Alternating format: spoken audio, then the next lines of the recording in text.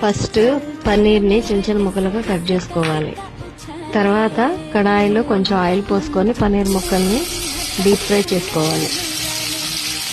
పన్నీర్ ముక్కల్ని దోరగా ఎర్రగా వచ్చేలాగా వేయించుకోవాలి. ఉల్లిపాయ, పచ్చిమిర్చి, క్యాబేజీ, క్యాప్సికమ్, టమాటా ముక్కల్ని పొడవుగా కట్ చేసుకొని ఉంచుకోవాలి. ఇలాచి, లవంగాలు, అనాస పువ్వు, దాల్చిన చెక్క, బిర్యానీ ఆకు, జీలకర్ర అన్ని ఆయిల్లో ఫ్రై చేసుకోవాలి. మసాలా దినుసులు ఆయిల్లో ఫ్రై చేసుకోవాలి.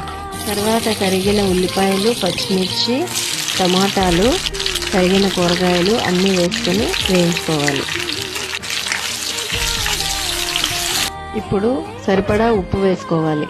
ప్రియా బిర్యానీ మసాలా పేస్ట్ అరకిలోకి 3 టేబుల్ స్పూన్ చొప్పున వేసి దాంతోపాటు వేయించిన పన్నీర్ ముక్కలను కూడా వేసి దోరగా వేయించుకోవాలి.